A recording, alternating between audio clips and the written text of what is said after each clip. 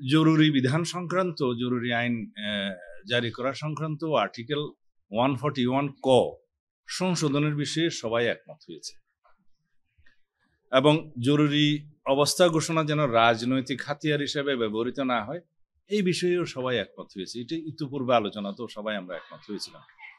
কিন্তু কিছু সংশোধনের বিষয়ে অল্প কয়েকটি নীতিগত সিদ্ধান্তের জন্য ওনারা টেবিল উপস্থাপন করেছিলেন।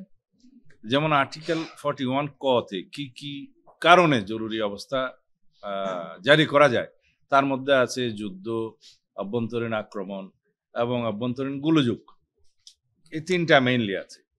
তো দেখা গেছে অভ্যন্তরীণ গোলযোগ সংক্রান্ত যে বিষয়টা এটা মিসইউজ হয়েছে বিভিন্নভাবে আগে।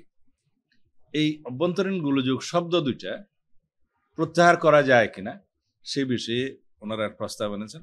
তা আমরা বলেছি এটা বিলুপ্ত করা যায়, মানে অভ্যন্তরীণ গোলযোগের জন্য জরুরি আইন জরুরি অবস্থা ঘোষণার বিধানটা বিলুপ্ত করা যায়, শুধু এই শব্দ দুটি। তবে যে যুদ্ধ এবং বহিরাক্রমণ এই দুইটার মধ্যে সীমিত না রেখে আরো কিছু বিষয় আছে যে বিষয়গুলোতে জরুরি অবস্থা জারি করার প্রয়োজন হতে পারে, যেমন রাজনৈতিক বিবেচনা নয় অবশ্যই।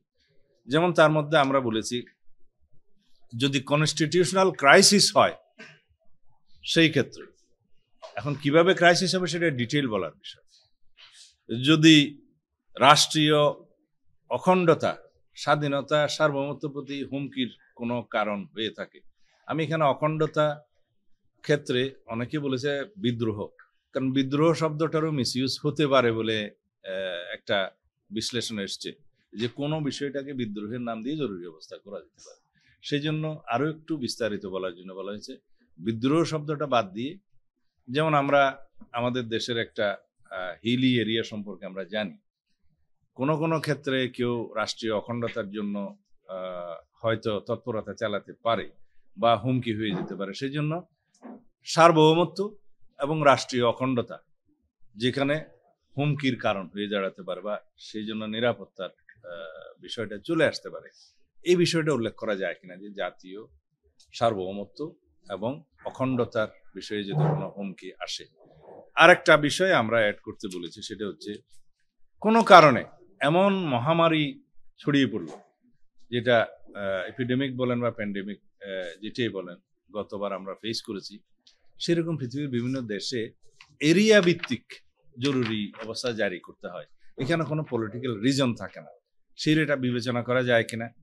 এবং ভয়াবহ প্রাকৃতিক দুর্যোগ, আপনারা জানেন পৃথিবীর বিভিন্ন দেশে যেখানে আর্থকোয়েক প্রবণ এলাকা অঞ্চল, সেই সমস্ত এলাকায় একটা আর্থকোয়েকের কারণে সাংঘাতিক বিপর্যস্ত অবস্থা থাকে, সেই এরিয়ার জন্য অংশের জন্য অনেক সময় জরুরি আইন জারি করতে হয়। এই বিধানগুলো যদি প্রচলন হয় তাহলে রাজনৈতিক বিবেচনা এটা আর মিসইউজ করার সুযোগ থাকবে না, এবং কমপ্লিটলি বলা থাকলো কি কি বিধানে কি কি বিষয়ে জরুরি আইন জারি করা যেতে পারে বা জরুরি অবস্থা জারি করা যেতে পারে।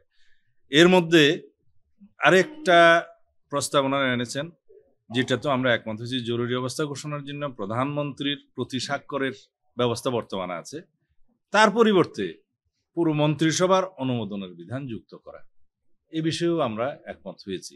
এখানে কিছু কিছু ভিন্ন মত এসছে অবশ্য, সর্বদলীয় কমিটি ইত্যাদি। তা আমরা বলেছি সর্বদলীয় এবং সবাইকে আলোচনা করে জরুরি অবস্থা জারি করার মতো পরিস্থিতি হয়তো তৎকালীন সময়ে নাও থাকতে পারে, এটা অনেক সময় সাপেক্ষ ব্যাপার হবে।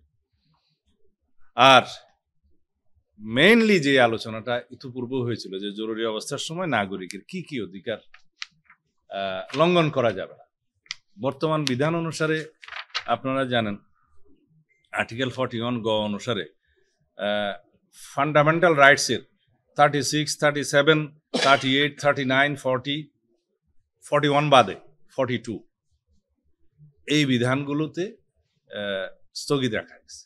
এটা 141 গো। 41 হচ্ছে ধর্মীয় স্বাধীনতার বিষয়ে, সেটা এখনই বাদ, সেটা এখানে জরুরি আইনের সময় কোনোভাবেই প্রযোজ্য হবে না, সেটা বর্তমান বিধানেই আছে। এগুলো ছাড়া বাকি সব ক্ষেত্রে এখন নাগরিকদের রাইটের বিষয়ে বলা আছে কোন কোন রাইট সীমিত করা যাবে। এখানে আপনি বুঝতেই পারবেন এই আর্টিকেলগুলো হচ্ছে right two association, right to speech ইত্যাদি কিছু কিছু আছে যেগুলো সীমিত থাকে। তবে আমরা এখানে দুইটা বিষয় যেভাবে কমিশন থেকে প্রস্তাব এসছে সেটার সাথে একমত হয়েছি। যেমন রাইট টু লাইফ, যে জরুরি অবস্থা জারি করার পরেও রাইট টু লাইফের সাথে সংযুক্ত কোনো ফান্ডামেন্টাল রাইট এখানে লঙ্ঘন করা যাবে না, এটা বাদ রাখতে হবে। এটাতে ন্যাশনাল এবং ইন্টারন্যাশনাল অনেক কনভেনশন আছে, তো সেগুলো এখানে ফলোড হবে, যাতে কোনো অবস্থাতেই ব্যক্তির লাইফ থ্রেটেন না হয় সেই বিষয়টা এখানে থাকতে হবে। সেকেন্ড হলো নির্যাতন ও নিষ্ঠুর, অমানবিক বা মর্যাদাহানিকর আচরণ বা শাস্তি থেকে রক্ষা করা। এটার সাথে আমরা একমত হয়েছি যে এই বিষয়গুলো কখনোই ভায়োলেট করা যাবে না, এটাকে সংরক্ষিত রাখতে হবে যতই জরুরি অবস্থা ঘোষণা করা হোক না কেন। এটা মানুষের ফান্ডামেন্টাল রাইট, এই রাইট দুটো অবশ্যই লঙ্ঘন করা যাবে না জরুরি আইন জারি হলেও। এখানে আরেকটা বিষয় কেউ কেউ উল্লেখ করেছেন যে বিচারের রাইটটা সীমিত করা যাবে। এখানে একটা বিষয় আপনাদেরকে বলি, এটা আর্টিকেল 41 গ-তে খুব সম্ভবত উল্লেখ আছে যে রাষ্ট্রপতি আদেশ দ্বারা কি কি বিষয়ে বিচারাধীন এবং কি কি বিষয়ে বিচার চাওয়া যাবে সেই ক্ষেত্রে সীমিত করার আদেশ দিতে পারে।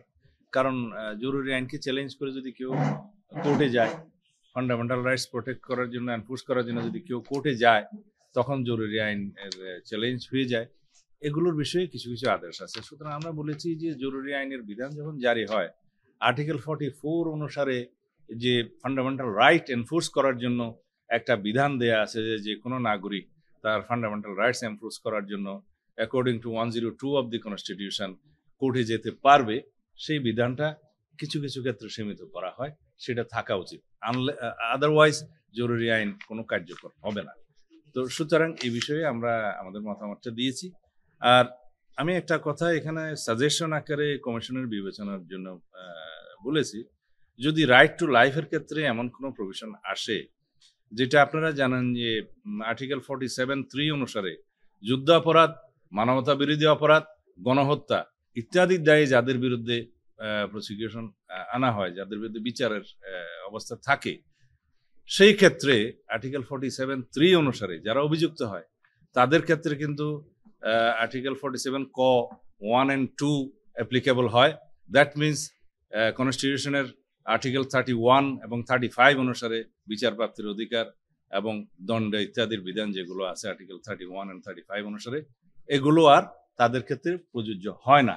তো সুতরাং আমি বলেছি এই রাইট টু লাইফ এর ক্ষেত্রে এবং অন্য আরেকটা যে সেকেন্ড বিষয় উল্লেখ করা হয়েছে সেটার ক্ষেত্রে একটু subject to the provision of article 47 subsection 3 এবং আর্টিকেল 47 1 and 2 ক 1 and 2 এর ক্ষেত্রে আর্টিকেল 47 ক 1 and 2 এই দুইটা যেন রাখা হয় subject to the provision of. আবার বলি, আর্টিকেল 47 সাবসেকশন 3 যাদের ক্ষেত্রে প্রযোজ্য হবে তাদের ক্ষেত্রে আর্টিকেল 47 ক 1 and 2 এটাও প্রযোজ্য হয়, এবং সেই ক্ষেত্রে আর্টিকেল 31 and 35 তাদের ক্ষেত্রে প্রযোজ্য হবে না।